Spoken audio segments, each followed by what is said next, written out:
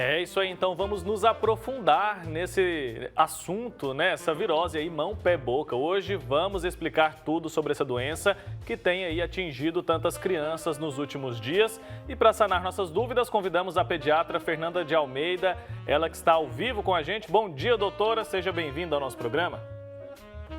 Bom dia, obrigada pelo convite.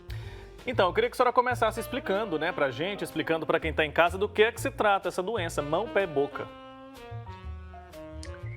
Sim, é um quadro viral, né?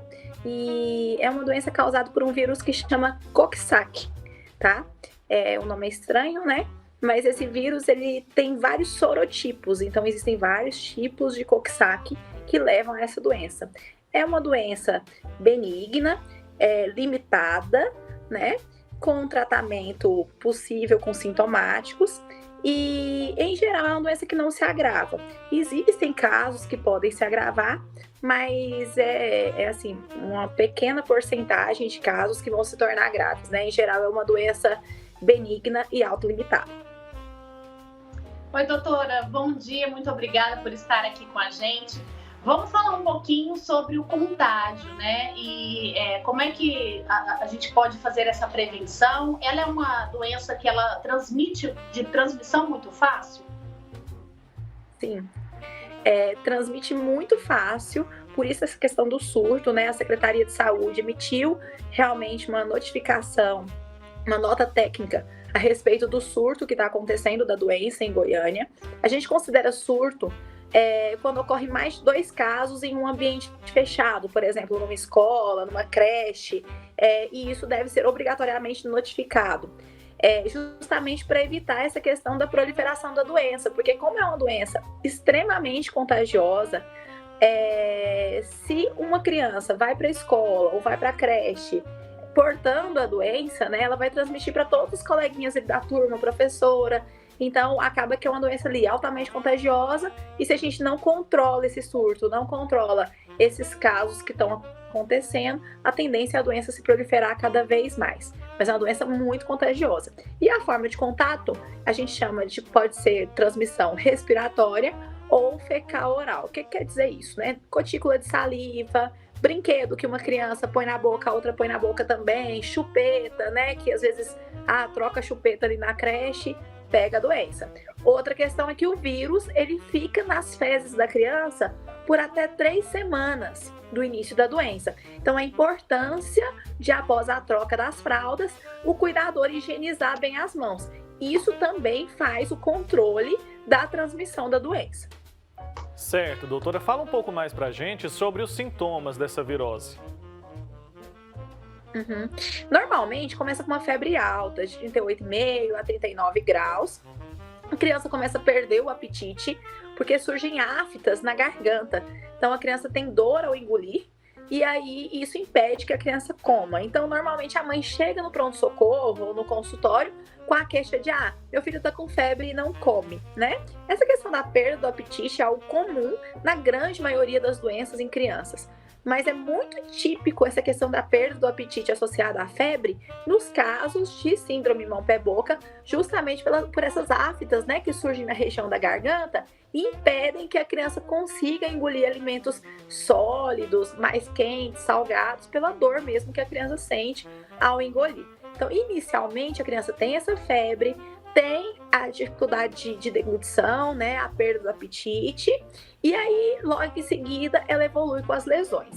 Essas lesões são como se a gente chama de vesículas ali em palma da mão, planta dos pés, às vezes surge em região de glúteo e genitália e em tronco, tá? Às vezes perioral também podem surgir algumas lesões. E aí essa doença segue nesse curso, tá? Em geral, então, febre, as lesões da boca, as aftas e depois as lesões de pele. Certo, doutora. Em relação a essa ordem aí dos sintomas, é sempre assim? Esse sintoma inicial é sempre a febre? Ou essas erupções elas podem aparecer antes? Até para as mães aí saberem identificar, né? E outra coisa, assim que surgiu o primeiro sintoma, ela deve levar na emergência? Qual que seria a primeira atitude aí dos pais ou responsáveis? Então, O mais comum é que ocorra nessa sequência que eu expliquei, né? Seria a febre, as lesões da boca e as lesões da pele, tá? Em geral, o que mais acontece é que a mãe leve ao pronto-socorro assim que surge a febre. A questão é que assim que surge a febre, normalmente não tem outros sintomas associados.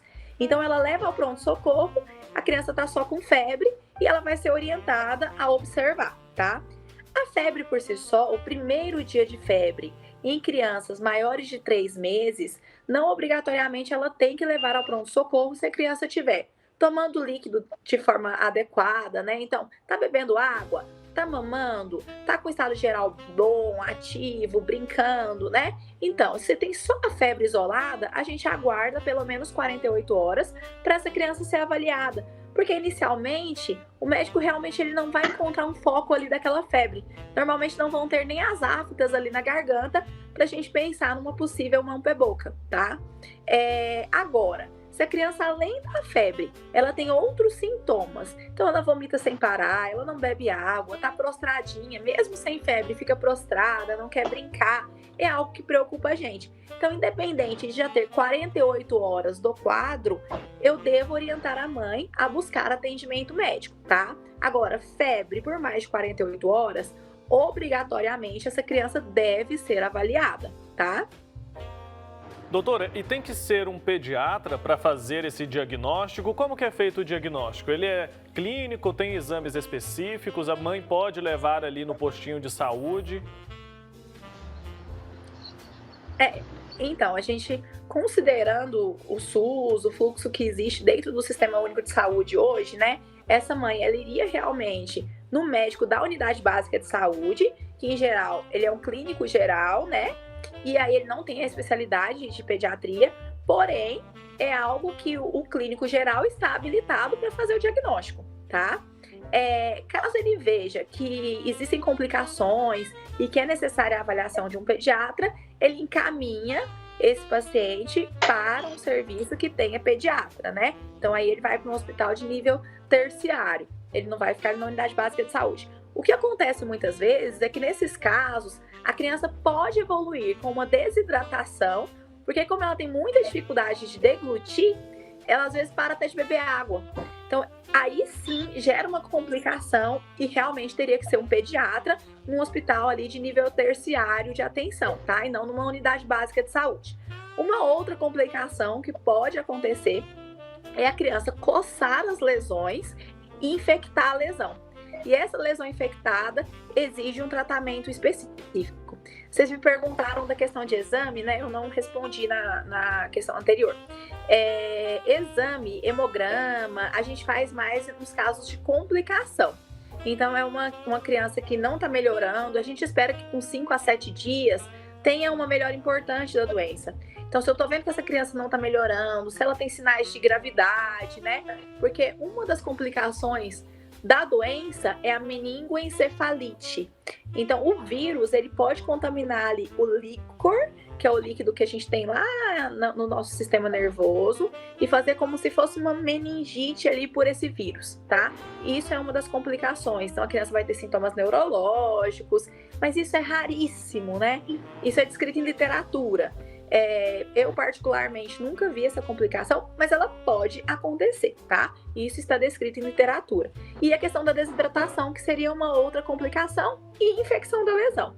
Essas complicações, em geral, obrigatoriamente são tratadas por pediatra, por infectopediatra. Agora, essa conduta inicial, ela pode ser feita, sim, por um médico na unidade básica de saúde. Certo. Doutora, a senhora já orientou, né, que só com a febre ali é melhor aguardar mais um pouquinho para ver outros sintomas, né, que não ultrapassa as 48 horas, mas ok. Aí depois disso, surgindo mais sintomas, a orientação é essa então, que leve à emergência, que leve ao pediatra, para que ele oriente sobre o tratamento. É preciso então que essa criança seja avaliada pelo médico depois que esses outros sintomas forem surgindo? Sim, a orientação é que essa criança seja avaliada. Até mesmo porque a gente vai avaliar possíveis sinais de desidratação, né? A gente vai avaliar como estão as lesões, se não tem nenhuma lesão que evoluiu com uma infecção secundária, né? É muito comum isso em criança, porque criança normalmente está sempre ali, né? brincando e com a unha suja, junta a bactéria ali, a criança coça a lesão e infecta a lesão, tá? Então, é uma orientação que eu sempre dou, tá coçando muitas lesões, unha sempre bem curtinha, muito bem escovada, para eu não levar bactéria ali para a lesão, tá? Mas, assim, a criança tem que ser avaliada. Inclusive, essa nota técnica da Secretaria de Saúde orienta que a criança deve ser avaliada por um médico, caso a família suspeite da doença, e é uma doença de notificação obrigatória. Então, o médico ele tem que notificar que ele está atendendo um quadro de síndrome mão-pé-boca. Doutora, o tratamento dessa virose, ele é feito ali através de que tipo de medicamentos em geral? É dentro do hospital ou geralmente a criança vai ser tratada em casa mesmo? Então, eu costumo falar quando eu faço diagnóstico, né? Eu falo assim, olha, eu tenho duas notícias, uma boa e outra ruim. A boa é que é uma doença, em geral, tranquila, né? Autolimitada. A ruim é que não tem um tratamento específico. Então, muitas mães falam assim, doutora, mas você não vai passar nenhum antibiótico, né? Então, assim, é tão mais fácil quando a gente vê um quadro ali de amidalite, por exemplo, uma infecção de garganta, eu prescrevo um antibiótico, em 2 dias a criança tá bem, né? Mas, infelizmente, essa doença não é assim. A gente precisa esperar o tempo de evolução da doença, meu organismo reagir àquele quadro viral, e a gente precisa dar medidas de suporte, né, para essa criança. Então, aumentar a ingesta hídrica, a criança precisa tomar mais água, se tomar leite, fórmula ou mamar no peito, ótimo, né, ela vai ingerir mais líquidos dessa forma. Repouso e observação. E antitérmico e analgésico, né, os antitérmicos e analgésicos que a gente usa aí de forma geral, né. Então, seriam essas medidas, essas recomendações. Não existe um tratamento específico. Nos casos de complicação, por exemplo, se uma criança desse evoluir com uma meningoencefalite ou uma infecção secundária levando a sepse, aí a gente vai pensar em tratamentos, mas isso aí é intra-hospitalar, tá? Então, esses quadros leves, o tratamento é de suporte, sintomáticos e aumentar a ingesta hídrica. Uma dica que eu dou muito, assim, nos atendimentos e na conduta, né, quando eu vou falar de tratamento, é oferecer para a criança mais coisas líquidas em forma de purê. Um purê de batata que esteja mais friozinho, que não esteja quente, purê de abóbora, frutinha amassada mais fria, picolé de fruta, né? Bate só a fruta ali sem açúcar, sem nada, congela e faz um picolé. Então, essas orientações em geral são as orientações que a gente dá no tratamento da doença, tá? Porque realmente não tem um remédio específico. Tem que esperar passar os dias mesmo, né, doutora? Agora, em relação à transmissão, tem algum período em que ela é mais transmissível, ou seja, ali nos primeiros dias, mais para o final, ou em todo o período que a criança está com sintomas ali, ela pode passar essa virose para alguma outra criança? E outra pergunta também, vai atingir adultos também? Eu, esses dias, encontrei com uma mãe aqui no meu prédio, ela falou que a filhinha dela teve, que ela, a mãe, ficou também com a virose e teve ainda mais problemas que a filha. Uhum. Então, a população mais acometida são as crianças menores de 5 anos, tá? Mas realmente há a possibilidade de atingir adultos, em geral com quadros mais brandos. Então, assim, ela provavelmente foi uma exceção aí na literatura, porque em geral são quadros mais brandos no adulto, né? Talvez a gente até sinta mais, né? Pela dificuldade de deglutição, a questão da febre, a gente sente esse mal-estar, a gente se expressa mais, mas em geral são quadros brandos nos adultos, mas não é tão comum que o adulto tenha a doença mão-pé-boca. Eu, por exemplo, tive depois de adulto, foi fora da curva aí também. Então, pode acontecer, tá? E em relação ao período de contágio, né? O período maior de contágio é quando as lesões estão ativas. Então, quando a gente vê aquela lesão feia ali, né, nas mãos, no pé, na boca, criança com febre alta, é o período de maior contágio. Porém, como eu falei lá no início da entrevista, o vírus fica nas fezes da criança por até 3 semanas. Então, olha aí o período de contágio que longo, né? Então, esse é um grande problema e é o que às vezes dificulta o controle dos surtos da doença. Mas o principal, gente, é não levar a criança doente para a escola e nem para a creche, porque é isso que acontece. Escola, creche, aniversário de outras crianças, né? eu atendi pacientes assim, com mão, pé, boca, que estavam em festinha de criança, outras convivendo com outras crianças ali normalmente, sendo que estava com febre ou com lesões no corpo, né? Criança com febre, criança com lesões no corpo, com algum tipo de sintoma, deve ficar em casa, não ir a eventos sociais e nem escola. Fica então um alerta, né? Todo mundo tem que assumir essa responsabilidade para evitar surtos, né, doutora? Agora, qual que é a diferença principal entre a catapora e essa virose que a gente está tratando hoje aqui, mão, pé, boca? A gente percebe, né, que as duas têm a característica de surgir ali lesões vermelhas, né, manchinhas pela pele. Mas os outros sintomas são diferentes? Uhum. A varicela também leva a febre. O prurido, a coceira na varicela é maior, tá? Então a gente tem mais prurido. A varicela também acomete couro cabeludo, né? Essa região da cabeça, a gente consegue ver lesões. Na varicela, em geral, eu não tenho aftas na garganta, como eu tenho na mão, pé, boca. E a varicela, em geral, também, a gente não vê lesões em palma da mão e planta dos pés. Tá? Então, o tipo de lesão é diferente. Quando a gente avalia no exame físico, eu consigo perceber que a lesão de pele da varicela e da mão, pé, boca é diferente. São vírus diferentes, né? Então, a varicela a gente está falando do Coxsackie, tá? Desculpa, a mão, pé, boca a gente está falando do Coxsackie. Varicela não é por Coxsackie e varicela tem vacina. Então, a criança, ela é vacinada contra a varicela. Hoje, a gente tem quadros mais brandos de catapora, de varicela, né? Justamente pela questão da vacina. A vacina não protege 100% contra a catapora, contra a varicela, mas os quadros que a gente vê hoje em dia são quadros mais brandos, justamente pela questão da vacinação. Agora, mão, pé, boca, a gente ainda não tem vacina para o vírus Coxsackie. Certo, doutora Fernanda, e a mão, pé, boca, ela pode acontecer diversas vezes na mesma criança, ou seja, ela tem ali aquele período de 7 dias, melhora, depois no mês seguinte ela pode de novo ser contagiada, pegar de novo a doença, isso pode ser repetida várias vezes? Pode acontecer justamente por essa questão do sorotipo. Então, a doença é causada por um enterovírus, que é o Coxsackie, mas existem vários sorotipos do Coxsackie, tá? Então, existe o A17, o B16, são vários sorotipos de Coxsackie. Então, eu posso ser contaminada por um sorotipo esse mês e no mês que vem eu ser infectada ali por um outro sorotipo do vírus, tá? Mais ou menos o que acontece na dengue. Vocês já devem ter visto falar que tem gente que teve dengue 2, 3, 4 vezes, né? E aí a gente tem vários tipos de dengue tipo 1, 2, 3, né? Então é a mesma coisa do Coxsackie, que a gente tem vários sorotipos. Então a criança não adquire uma imunidade permanente quando ela pega aquela doença ali, tá?